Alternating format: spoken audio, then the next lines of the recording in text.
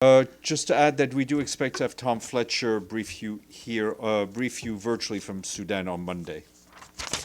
Um, the Ninth African Union UN Annual Conference is taking place here upstairs in the SG's office as we speak. The high-level discussion started earlier this morning, co-chaired by the Secretary General and Mahmoud Ali Youssouf, the chairperson of the African Union Commission. The annual meeting, as you know, is focusing on progress in the implementation of the cooperation framework between the two organizations, but also on the joint action and challenges linked to peace, security, and development and human rights. Discussions include topics such as financing for development, climate action, as well as the implementation of the African strategy for women, peace, and security agenda. We expect to see you back here at 3 p.m. where the Secretary General and the Chairperson will be speaking to you. They will both have opening remarks and take some questions. We've shared the SG's opening remarks already with you. Just to give you a bit more on Sudan, following Amy Pope's presentation, as I mentioned, Tom Fletcher, our emergency relief coordinator, is resuming his visit to Sudan to see firsthand the immense suffering and to help identify solutions to this deepening humanitarian crisis. Mr. Fletcher is currently traveling towards Darfur, where he is expected to meet with families who fled the recent violence in El Fasher, a city he described as already the scene of catastrophic levels of human suffering that has now descended into an even darker hell. We expect Tom to also meet with aid workers who are trying to help all those in need, despite insecurity they're facing, access constraint, and, as you heard, severe funding shortages. Mr. Fletcher, as you will recall, recently allocated $20 million from the OCHA-managed Central Emergency Response Fund to scale up life-saving aid in Tawila, Darfur, and Kordofan. And as I mentioned, we hope to have Mr. Fletcher brief you after he's visited Darfur. Yesterday, Tom was in Port Sudan, where he met with General Abdel Fattah al-Burhan, president of the Transitional Sovereign Council of Sudan. They discussed, their discussions focused on improving humanitarian access across Sudan. Mr. Fletcher conveyed our appreciation for the government's stated commitment to facilitate the delivery of essential aid wherever it is needed. While in Port Sudan, he also met with the Sudanese Foreign Minister, Moeldin Salim Ahmed Ibrahim, and Egyptian Foreign Minister Badr Abdelati, who is also in Sudan. They discussed urgent steps to reach people in need across Sudan, from Darfur to Kordofan. Mr. Fletcher expressed his gratitude for their partnership and commitment to facilitate neutral and impartial humanitarian access. And of course, Mr. Fletcher, while in Port Sudan, also met with our UN and country team colleagues. Turning to the situation in Gaza, our colleagues in the Office for the Coordination of Humanitarian Affairs tell us that the humanitarian response continues to ramp up despite the many constraints that remain. We and our partners are stressed that these impediments must be lifted so we can expand the response as quickly as possible to meet all the needs. Overnight, Israeli authorities did inform us that the Zikim crossing between Israel and northern Gaza will be reopened for humanitarian cargo. In recent weeks, we've been repairing the road leading to Zikim inside Gaza in preparation for this reopening, and we're now carrying out the final checks, including potential explosive hazards, and that will, of course, enable cargo to transit on that road. We understand that for the time being, cargo will need to be scanned elsewhere, offloaded from Israeli trucks, and then reloaded onto Palestinian trucks on separate days. Zikim has been closed for 2 months now, and no supplies were entering Gaza directly from the north. Our partners who are working on food security report that they continue to deliver hot meals and bread to people in need across the Gaza Strip. However, they warn that due to ongoing customs clearance delays and other impediments impacting the distribution of food parcels, partners are having to adjust the quantity to stretch out the available stock. Our partners managing displacement sites in Gaza report that people continue to move from southern Gaza to areas in the north, with about 4,000 movements recorded over the past week. While the distribution of shelter and winter supplies is scaling up, the needs remain vast, and much more aid needs to enter to address them at a scale that is necessary. Meanwhile, the fiber optic cable near the Erez crossing in northern Gaza has now been out of service since November 6th, and our partners are working on emergency telecommunications have been unable to access the area to fix the issue, as requests to coordinate repairs have been delayed by the Israeli authorities and denied. Our partners warn that a prolonged outage could lead to an internet blackout across Gaza, which would, of course, jeopardize the ongoing humanitarian operations by our partners and ourselves. As humanitarians continue to scale up assistance with the commercial sector and bilateral assistance further supporting the response, market prices for basic commodities are gradually stabilizing. Partners continue to provide critical cash voucher assistance, having given 66,000 cash transfers since the ceasefire came into effect. And a quick update on the activities from Hans Grunberg, our special envoy for Yemen. Mr. Grunberg today concluded a round of discussions he had this week in the Kingdom of Saudi Arabia and the United Arab Emirates. In Riyadh, he met with Foreign Minister Shaya al-Zindani and Presidential Leadership Council member Abdullah Alimi. Their discussions focused on recent developments and ongoing UN efforts to sustain momentum towards dialogue that can secure lasting peace and stability. Mr. Grunberg also met with the ambassadors of the Permanent Five, Security Council members and other representatives of the international community in Riyadh. These are ambassadors accredited to Yemen. The talks focused on ensuring a unified international approach in support of the UN's mediation efforts. On November 10th in Abu Dhabi, Mr. Grunberg met with a number of senior officials, including Anwar Gargash, the diplomatic advisor to the President of the UAE.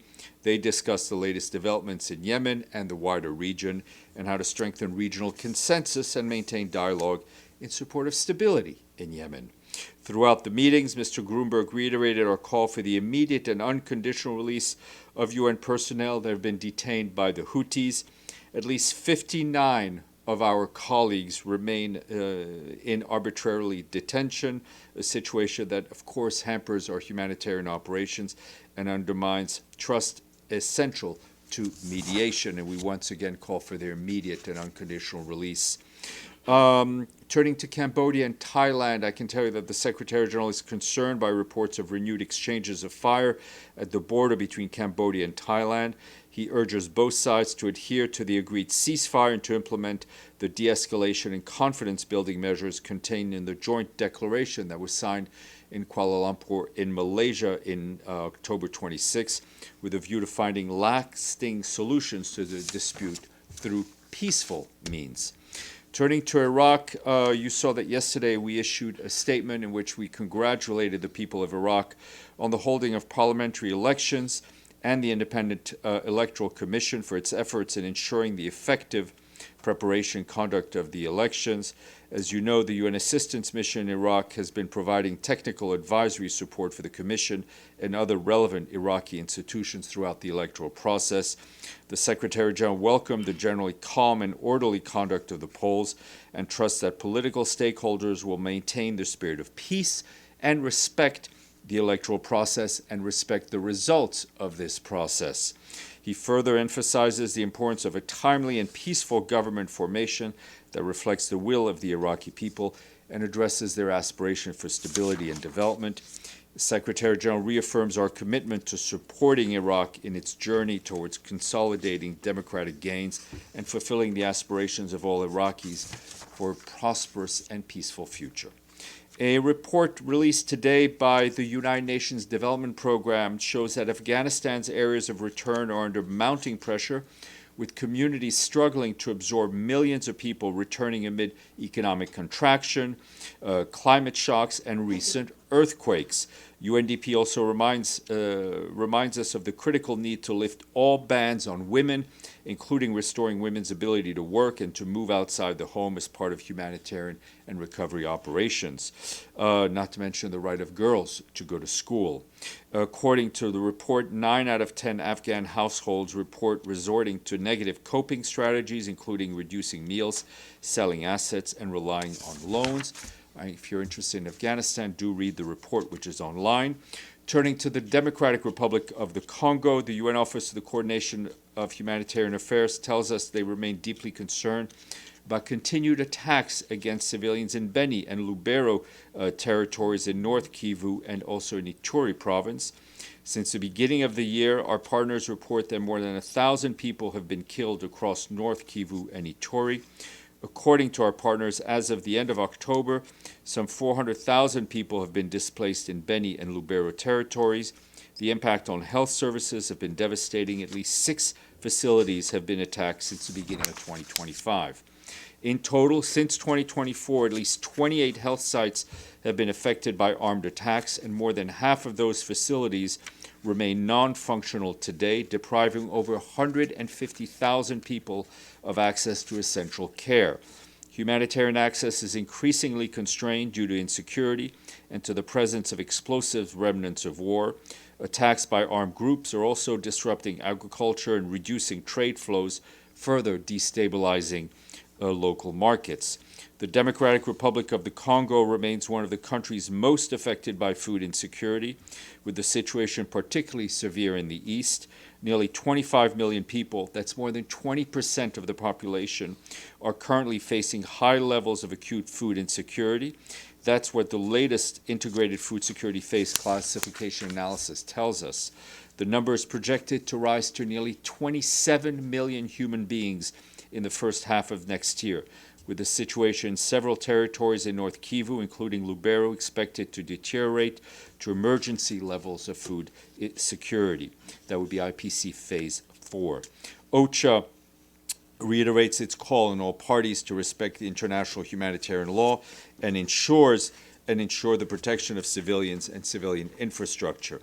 11 months into the year, the $2.5 billion 2025 humanitarian response plan for the DRC is only 17% funded, with only 435 million United States dollars in the bank.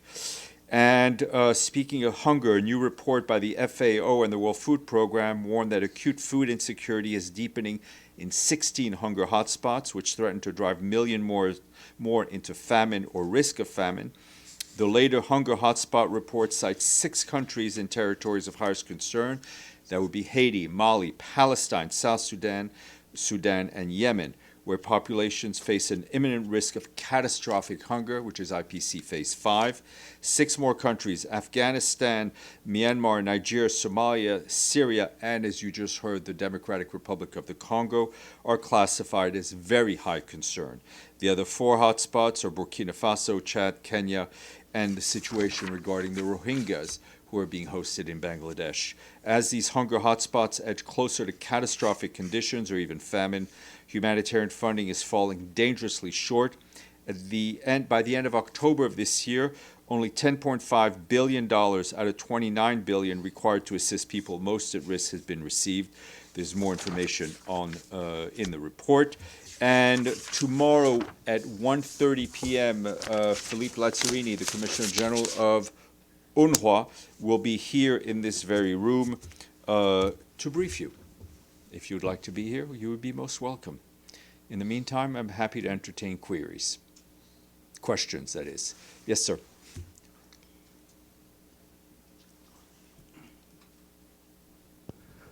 Thank you, Farhan.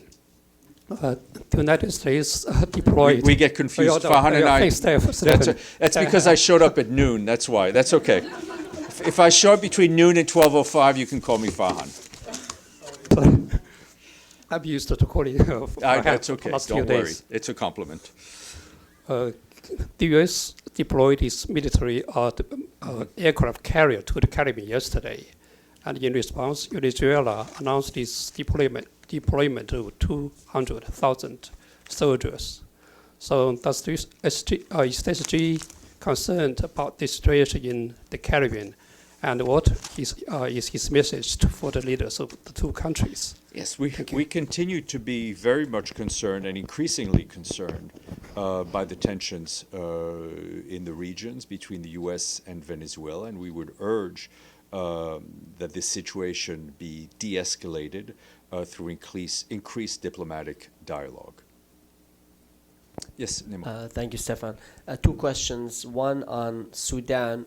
Turkey and Egypt have reportedly increased their military support for the Sudanese army after the fall of al-Fashir to the rebels. And then the second question on Iraq.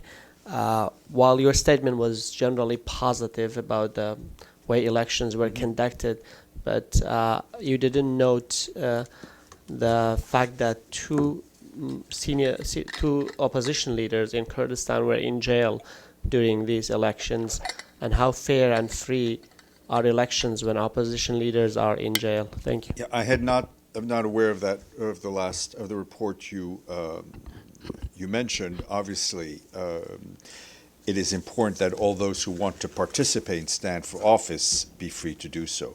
On your first question, that's not. There are news reports to that effect. I think I would refer you to what the Secretary General said, I think at his press conference in Malaysia, if I'm not mistaken, about the need for countries in the region and beyond to stop fueling the conflict. What we need is humanitarian fuel, right? We need humanitarian aid. We need more cash. And we need to access to all the areas where people need help. And I think you heard a very vivid description from maybe Pope. I have no doubt that Mr. Fletcher's own description of what he has seen in Darfur will be extremely moving. We need civilians to be protected. And we need peace. Sudan doesn't need more weapons. Gabby. Thank you, Steph. Regarding the Zikum crossing, is Israel give you a date on when it'll reopen, or are they waiting for you to clear the path? No, I think they from their end, my understanding is that it would be reopened as quickly as possible. There's a number of logistical issues that need to be worked out. From our end, we don't want to delay the process in any way, shape, or form. And a follow-up to that, you said that Israel is saying that the cargo needs to be offloaded at a separate site in Israel and then on a separate day taken into Gaza and reloaded onto trucks in Gaza. That seems awfully complicated. And point 8 of the Trump ceasefire deal that Israel agreed to says entry of distribution and aid in the Gaza Strip will proceed without interference. Is this interference, what Israel is proposing here? I think your description of the process as complicated is an understatement. We continue our discussions with our Israeli counterparts. We want to find a way. We keep pushing for ways to simplify this. We hope that cargo will be able to be screened at the crossing itself as soon as possible. Prosper, then Evelyn.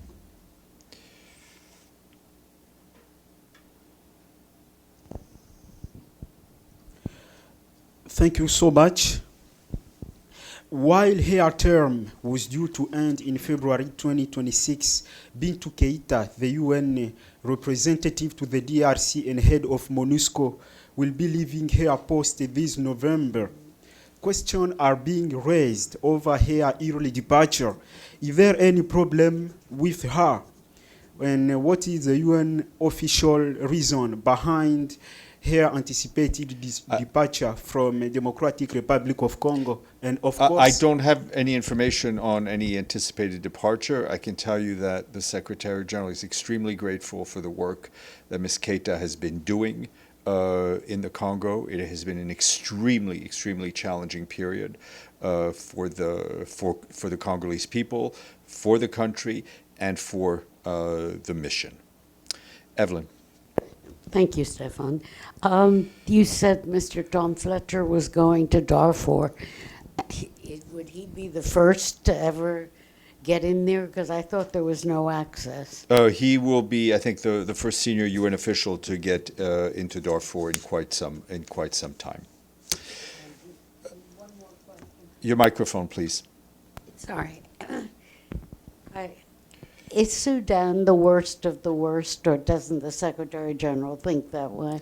Look, I think, we're often asked to see what the worst situation is. There are different ways of ranking it, whether it's in numbers of people or the IPC Phase 5. But I think, I think we have to try to think about the people who are actually suffering in all these places. Everybody needs help. We shouldn't rank suffering. People in Sudan need help. People in Gaza need help. People in Myanmar need help. People in Mali need help. And we need our donors to fund all of these humanitarian crises. Miriam. Thank you, Steph. Regarding Afghanistan, did you get any reports about Taliban in Herat have prevented women from entering the hospitals without wearing burqas? That means women need to wear what the Taliban wants in order to get. I've not heard that specific issue, but we can check if you'd like. Also, Rosa Otanbayeva's replacement. Mm-hmm. Anything on that? Does the Secretary General know who's going to replace her and when? No, as soon as we have an announcement to share, we will. Yes, ma'am. Thank you. I wanted to ask, what's the Secretary General comment on the persecution of Christians in Nigeria and his reaction to President Trump calling for the government to act or face consequences? Look, we believe that the Nigerian government has been struggling with an insurgency that has been killing people, right? Whether Muslims, Christians, or others. And I think whatever assistance is needed should be done with the cooperation of the Nigerian authorities. Dulcie, then Yvonne, and I'll come back up. Some Yemeni media are reporting that some Houthi-controlled special criminal court is prosecuting the 21 UN employees, and it is threatening to use the death penalty if We have seen those reports, which are extremely concerning, to say the very least. We continue to engage with the Houthis to secure the release of our colleagues, as well as those members of NGOs and diplomatic missions and civil society who are also arbitrarily detained. But by your reckoning, this is actually happening? Is this the truth? I don't have any specific information on that, but we've heard those reports about the death penalty. Yvonne Murray, RTE. Thank you, Steph. Is it the Secretary General's understanding that the UAE is supplying weapons to the RSF currently committing atrocities in Darfur? There have been reports of the Sanctions Committee, experts' reports on the flow of weapons into Sudan. What is clear is that a number of countries and other entities are most likely fueling this conflict by increasing the weapons flow when, as I think I answered to one of your colleagues, what we need is more humanitarian aid. Okay, but is the Secretary General making representations to country representatives from UAE on this particular issue? We're fully aware of what's in the report, and these are issues that come up in discussions. Abdelhamid, then Deji, and then Farnoosh. Thank you, Stéphane. All the reports coming from Gaza indicate there is a de facto division of Gaza, probably something like permanent. What can you tell us from the UN perspective on these? I mean, I can tell you what the facts are on the ground, which is the same ones as you know, that there is an Israeli position that has been lined up. We've seen reports of the kind of the fortification of that position.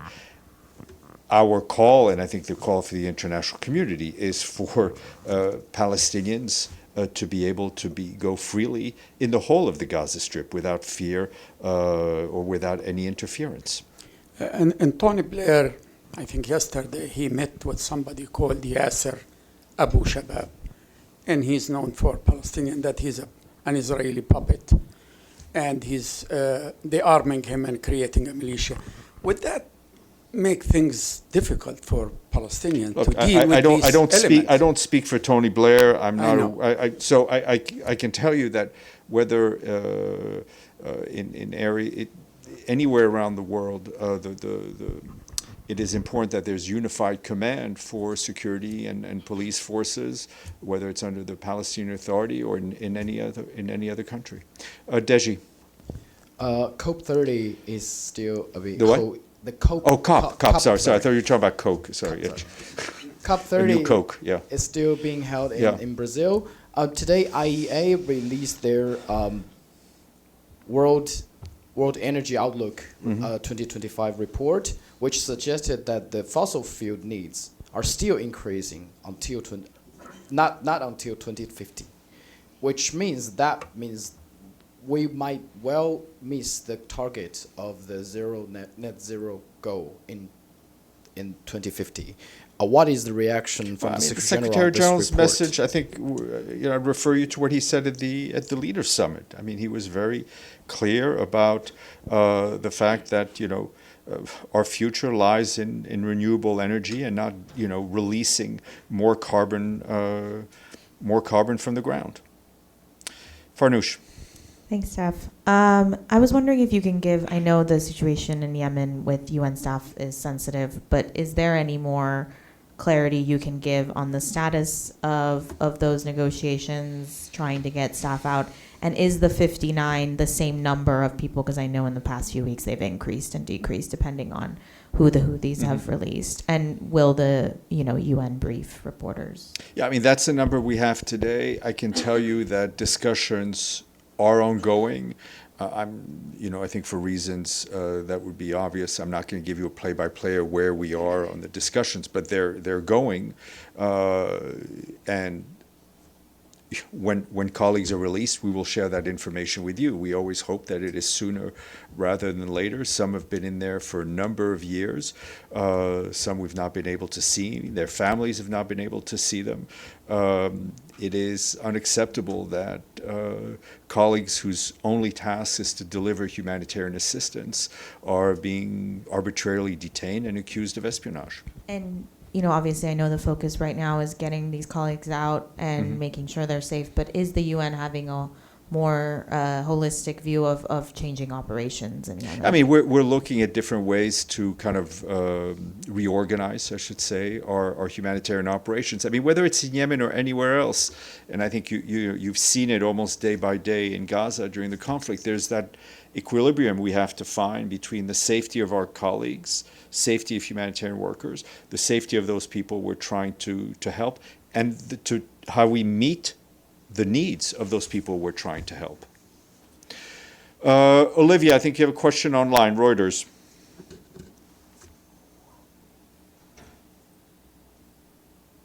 Thank you very much. It's just in relation to the OCHA statement regarding Zakim. Are you able just to explain in simple terms what impact that arrangement has on the flow of aid? I mean, does it mean, if there are if there is this arrangement for alternating days for the aid to be crossing and then collected, does that essentially kind of half the amount of aid that you'd be seeking to get in? Thank you. I mean, it's always challenging for anybody who speaks for the UN to do anything in simple terms, but let me give it a try. The good news is that we have a crossing in the north that is open. It helps us meet the needs of people in the north in a way that is more efficient and quicker than going through the south. The bad or challenging news is that the way the procedure is ongoing now is that it will delay the aid that can get through. It'll just add more, it's adding more hurdles. We are working with our Israeli counterparts to try to remove those hurdles. So it's not a matter of it's not decreasing so much the flow of aid as slowing down the flow of aid. It's sort of like it's creating a funnel where things just take longer to get through the funnel. Does that work? Thank you. Okay. Yes, please. Thank you, Stéphane. A follow-up to this question, COP30. Negotiations are underway in Belgium, Brazil, to curb global emissions. And the International Energy Agency's report says 730 million people are still living without electricity. Yeah. So what can the United Nations do to help these people get access to electricity while reduce global emissions? Listen, these are challenging, these are very important challenges. We've had through the Energy for All initiative, we're working with governments to try to ensure that people have access to energy, hopefully clean energy through electricity. But we're obviously also in a transition period, right? We're not, I mean, the Secretary General is not saying stop all fossil fuel today. It's a matter of transitioning and transitioning as quickly as possible. Thank you. We will see you back at 3 p.m.